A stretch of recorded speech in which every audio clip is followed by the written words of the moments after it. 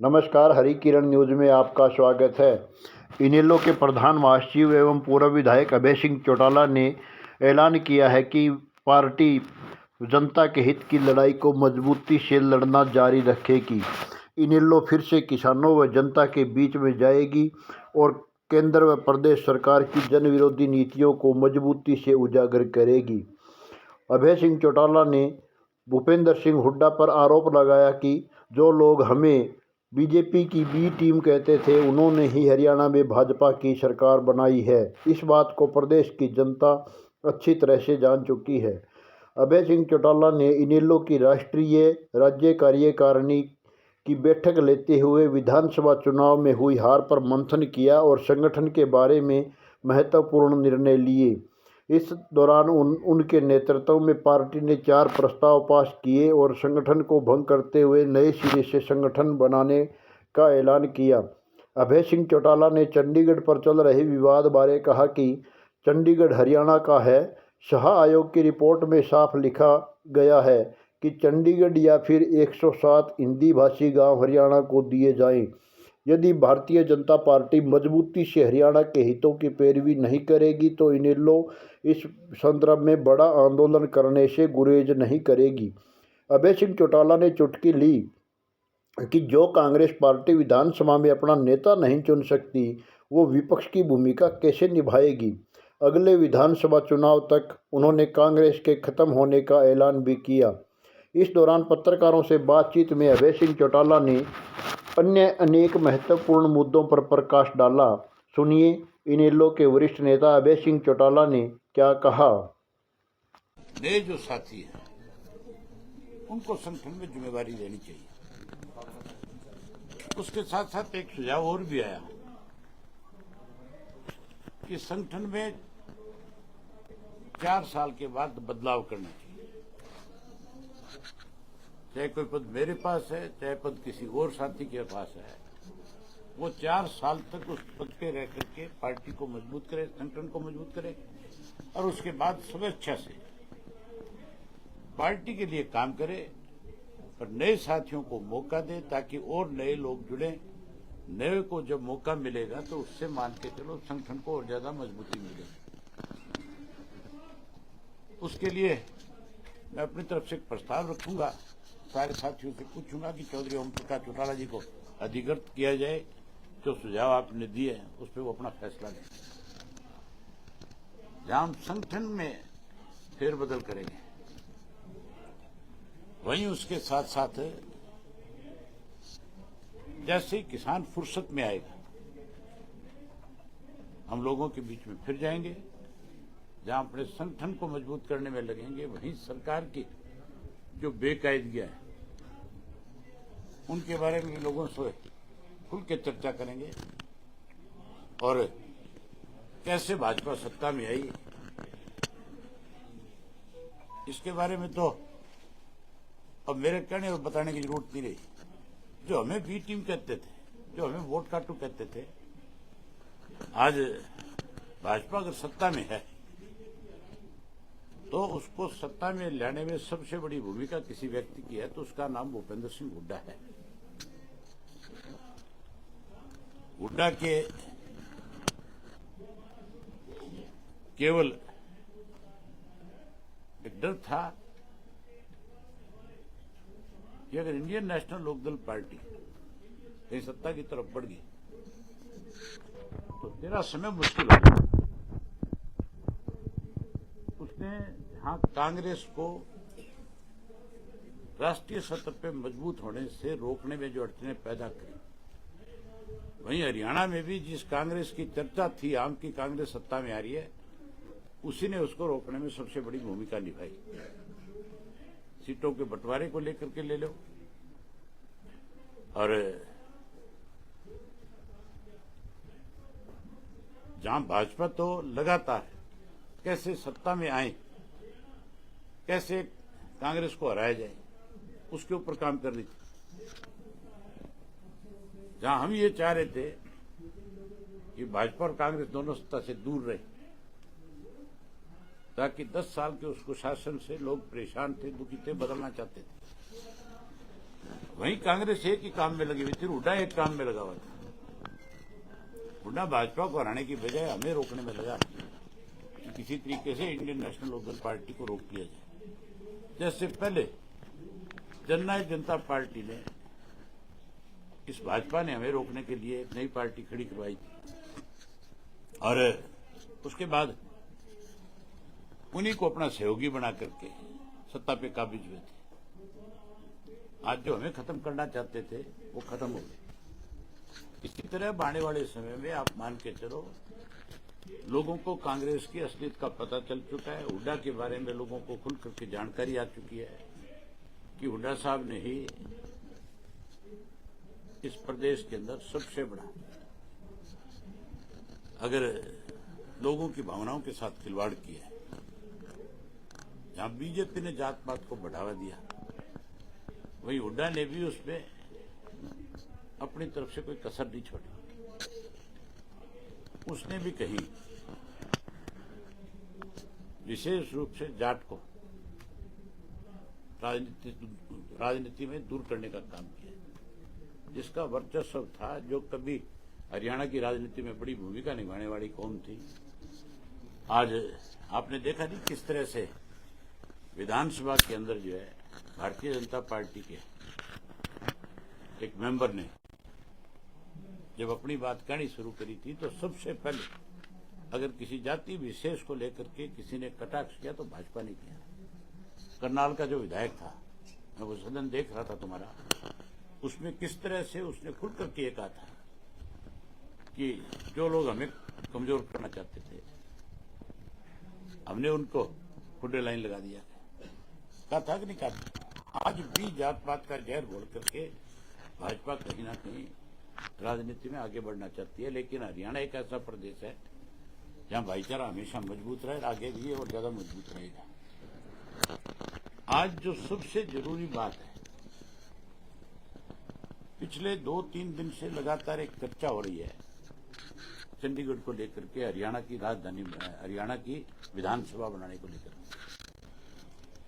बड़ी हैरानी की बात है कि हरियाणा की जो मौजूदा सरकार है, वो तो जमीन लेने के लिए उसके एवज में जमीन दे रही है। और हुड्डा की तरफ से एक बयान है कि हमारा जो है 40% हिस्सा है चंडीगढ़ के ऊपर। 10 साल मुख्यमंत्री रहा है हुड्डा साहब को, मेरी ख्याल है आज भी चंडीगढ़ के बारे में पूर्ण जानकारी नहीं है। चंडीगढ़ जो है वो हमारा है, हरियाणा का है। जो शाह आयोग बना था, उस आयोग की जो रिपोर्ट आई थी, उस रिपोर्ट में शब्दों में लिखा हुआ था कि चंडीगढ़ हरियाणा को दिया जाए और 107 गांव हिंदी भाषी क्षेत्र के जो थे, या वो दिए जाए। उसके बाद इंदिरा गांधी ने एक अवार्ड लागू करने का कोशिश करी थी, वो लागू नहीं कर पाई थी। इसको लेकर के फिर राजनीति हुई।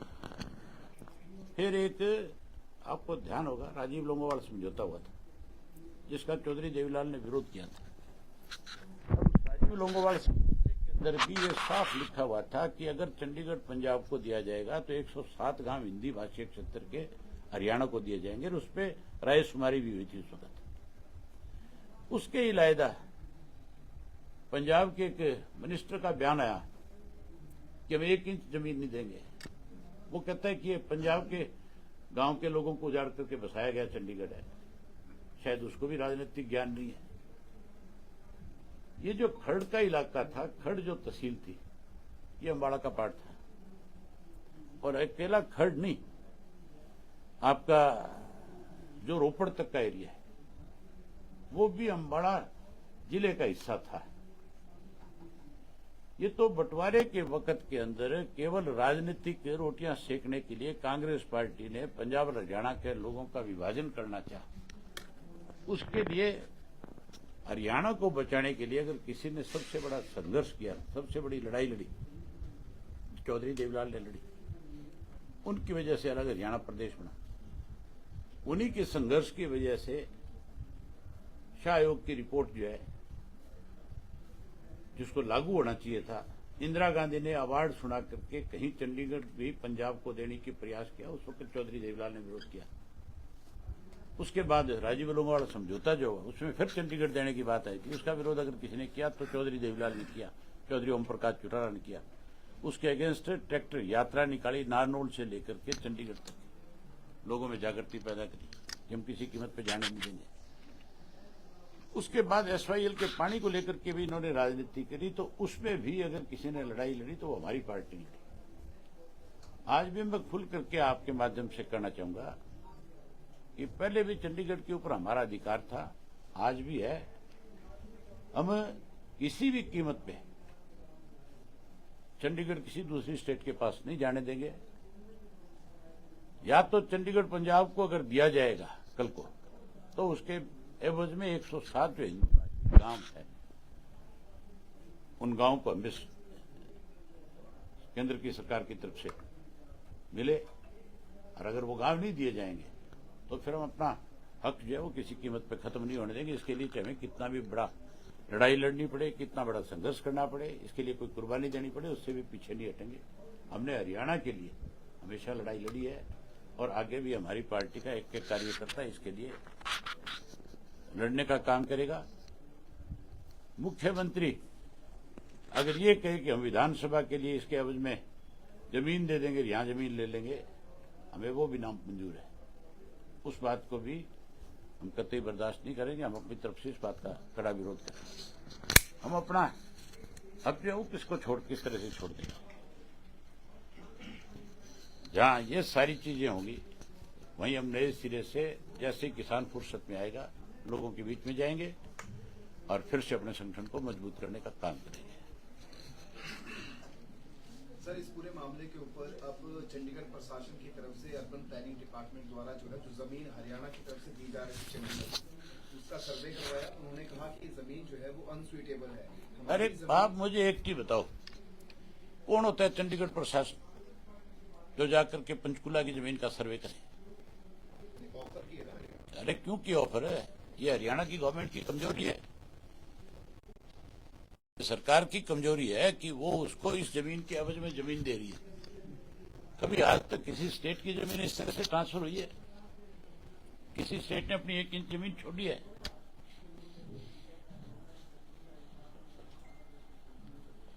ये प्रोसेस आगे बढ़ रहा है। ये कहीं नहीं बढ़ेगा। ये केवल और केवल अखबार की आपकी न्यूज है, इससे आगे कुछ नहीं है। एसवाईएल का मामला आगे बढ़ा, एसवाईएल पे कितने फैसले आ लिए। आज एसवाईएल का पानी मिला आपको, तो फिर राजधानी की जमीन भी नहीं मिलेगी इसकी विधानसभा की। सर, अभी क्या है?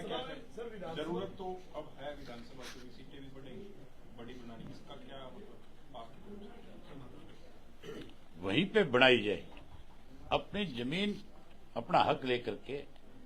चाहे वो कहते हैं हमारी 1000 करोड़ के 1000 करोड़ रुपया दे करके बनाओ, क्या दिक्कत है? जमीन के बदले जमीन देने का क्या मतलब है? सर, अभी भी सुखबीर सिंह बादल ने शिरोमणि अकाली दल से इस्तीफा दे दिया। भाई उनकी अपनी पार्टी का फैसला है, सुनो लो ना, उनकी अपनी पार्टी का फैसला है कि जब तक बादल साहब के खिलाफ जो उनकी जो आपका जो 5 प्यारों की तरफ से जो उनको गिल्टी करना है, क्या सजा देनी है, कैसे करना है, तब तक उनके ऊपर एक बंदिश है एक तरह से कि वो किसी भी राजनीतिक कार्य में हिस्सा नहीं ले सकते। तो आप उन्होंने अपनी पार्टी को भी तो आगे चलाना है कि नहीं चलाना है? फिर उनके अपने फैसले हैं, आगे वो इसमें क्या करना चाहेंगे, किसको बढ़ाना चाहेंगे। संगठन कब से हो रही है? संगठन का आपने कहा कब से प्रक्रिया? जल्दी शुरू कर देंगे। मैं माजरा साहब दोनों पूरे प्रदेश में जाएंगे। आप बैठो अंदर। मैं और माजरा साहब पूरे प्रदेश में जाएंगे, सब जगह कार्यकर्ताओं के साथ बैठक करेंगे, मिलेंगे, बातचीत करेंगे। कौन साथी नए जो है जिनको ये जिम्मेवारी दी जा सकती है, उनसे भी चर्चा करेंगे, जल्दी नया संगठन बनाएंगे। सर, विधानसभा के सेशन में डीएपी को लेकर सरकार का ये दावा है कि कहीं कमी नहीं है। आज भी कमाल की बात यह है कि डीएपी के लिए काफी चाल हो रहा है लोगों में, महिलाओं को लाइन में लग करके डीएपी लेनी पड़ती है। मुख्यमंत्री के पद पे बैठा हुआ व्यक्ति अगर सदन में इस तरह से झूठ बोल करके सदन को गुमराह करे, ये आप अपने इलेक्ट्रॉनिक मीडिया पे, प्रिंट मीडिया में रोज नहीं दिखाते हो, तो फिर आप एक चीज बताओ कि लोग लाइन में है कि नहीं है? तो फिर मुख्यमंत्री क्या है? फिर मुख्यमंत्री को ये बात कहनी चाहिए कि नहीं कहनी चाहिए? मुख्यमंत्री को इसके लिए माफी मांगनी चाहिए कि हमारी कमजोरी है, हम इसको ठीक ढंग से संभाल नहीं पाए, हम इसको ठीक करेंगे। वो तो ठीक करने की बजाय जो है उल्टा हाउस के अंदर मेजोरिटी के साथ झूठ को सच साबित करना चाहता है। विपक्ष कमजोर है, अगर विपक्ष मजबूत हो तो फिर मुख्यमंत्री इस तरह से खड़ा होकर झूठ नहीं बोल सकता।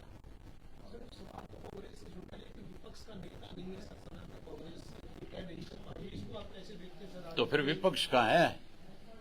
वे जो पार्टी अपना नेता नहीं चुन सकती, जिसने अपना संगठन खड़ा नहीं किया, वो काय का विपक्ष है? वो तो मुख्यमंत्री के हाँ में हाँ मिलाने वाले लोग हैं। भाई आप खड़े खड़े एक आदमी को सरेआम जो सदन को गुमराह कर रहा है, सदन का नेता है, और आप उसके सामने मुख्य दर्शक होकर के बैठे हो, कम से कम है आप उसका विरोध नहीं कर सकते तो वॉकआउट तो कर सकते हो। ये तो कह सकते हो कि हम तेरी झूठी बातें सुनने के लिए नहीं बैठे यहाँ पे, पर वो तो चाहते हैं कि सरकार और मजबूती से चले। जो नतीजे आए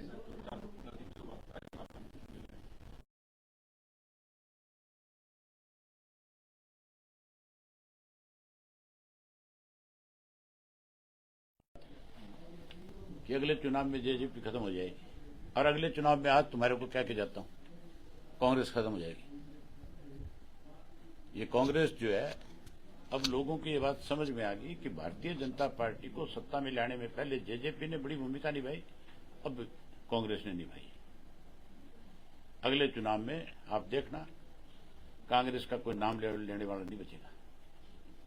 कांग्रेस तो अगली लड़ाई भाजपा की इंडियन नेशनल लोकदल पार्टी के बीच में होगी। जो ईवीएम पर आरोप लग रहे हैं, हुड्डा पे लग रहे हैं आरोप सीधे, उन्हीं की अपनी पार्टी के लोग क्या कहते हैं।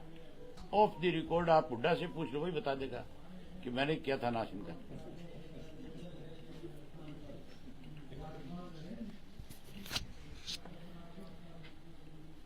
बरहाली को लेकर सर क्या कहेंगे? जुर्माने जो है वो किसानों को लग चुके हैं, लगाए जा रहे हैं। ये सरकार किसानों की सबसे बड़ी विरोधी है। ना डीएपी, ना यूरिया, ना बीज, ना खाद। अब पराली को लेकर के किसान को परेशान किया जा रहा है। अब लगातार ये कह करके कि पराली की वजह से गैस के चैम्बर बन गए। आप एक चीज बताओ मुझे, सिर्फ और सिर्फ जो वैज्ञानिक है, साइंटिस्ट है, वो ये कहते हैं कि 3% जो है पॉल्यूशन जो है केवल पराली की वजह से होता है। तो 97% पॉल्यूशन जो है वो चैम्बर जो है वो कहां से आया, वो धुआं कहां से आता है? ये कारखानों से है, ये साधनों से है। आप इन पे रोक लगाओ। आप अकेले किसान को परेशान कर रहे हो, किसान का क्या दोष है इसमें? किसान को आप इससे बड़ी झूठ और क्या बोलेंगे ये लोग? मुख्यमंत्री का बयान था कि 5000 धान की वो जो बेल बनाने जो वाली मशीनें जो है वो हमारे अकेले कुरुक्षेत्र जिले में है। 5 या 7 हजार का आंकड़ा दिया था। तो मुश्किल से 400 गांव होंगे, फिर तो एक एक गांव में 18-18, 20-20 मशीनें होनी चाहिए। फिर तो कोई दिक्कत आनी नहीं चाहिए। आप जाके पूछो किसी गांव में एक सिंगल मशीन भी नहीं है। जैसे सरकार के जो लोग हैं, बीजेपी के लोग, एक तो डीएससी का जो वर्गीकरण हुआ है और जो 1,20,000 बच्चों की नौकरी सिक्योर की, इससे बड़ी तारीफ कर रहे हैं आप। कितनी नौकरी? सर, हरियाणा कौशल रोजगार निगम से 1.25 लाख बच्चे जो प्रोजेक्शन लगाए थे, उनकी जॉब सिक्योरिटी और कानून लेकर आ रहे हैं सर। वो करेंगे समाज का जो वर्गीकरण किया है सब रिजर्वेशन में, उसको लेकर अपनी उपलब्धि बता रहे हैं सर, कह रहे हैं चुनावी वायदा पूरा कर दिया 1 महीने में। बात तो कर रहे थे 2 लाख को रोजगार देने की, वायदा किया था ना, वायदा किया था 2100 रुपये महिला के खाते में डालने की। ये वायदा था कि नहीं था इनका? वायदा था इनका। ये जो अग्निवीर के जितने भी जवान जो आज अग्निवीर में इसमें फौज में गए हैं, उन सबको रोजगार की गारंटी सरकार में देने की। वायदा ये भी किया था होम मिनिस्टर ने कि इनको पेंशन भी देंगे अग्निवीर को, और उसके साथ साथ ये वायदा भी किया था कि अगर कल को कोई शहादत देगा, शहीद हो जाएगा, तो उसको शहीद का दर्जा भी देंगे। ये सारी बातें हुई थी ना। उनमें से कोई एक बात पे चर्चा करी। ये जो कौशल रोजगार योजना की बात करते हैं, उसमें उनको परमानेंट क्यों नहीं करते? उनकी पे स्केल जो है वो दूसरों के बराबर क्यों नहीं करते? उनको फिक्स पे क्यों रखा हुआ है? 58 साल की गारंटी तो देते हैं, लेकिन उनकी तनख्वाह की बढ़ोतरी समय समय पे हो, जैसे रेगुलर कर्मचारी की होती है, उसकी गारंटी लेके आओ ना। उनको परमानेंट करो। आज भी फिक्स पे है कि नहीं है? तो फिर फिक्स पे क्यों है? उनको परमानेंट करो। उनके साथ के जो दूसरे कर्मचारी है, जिनकी तनख्वाहें ज्यादा हैं, जिनकी प्रमोशन होती है, जिनकी तनख्वाहों में बढ़ोतरी होगी, ये सारी चीजों की गारंटी दे साथ में कि इनकी प्रमोशन भी होगी, इनकी तनख्वाह भी समय समय पर बढ़ेगी, इनको भी ग्रेड मिलेंगे, इनको भी इंक्रीमेंट मिलेंगे। वो बात क्यों नहीं करते? 58 साल की क्या गारंटी है?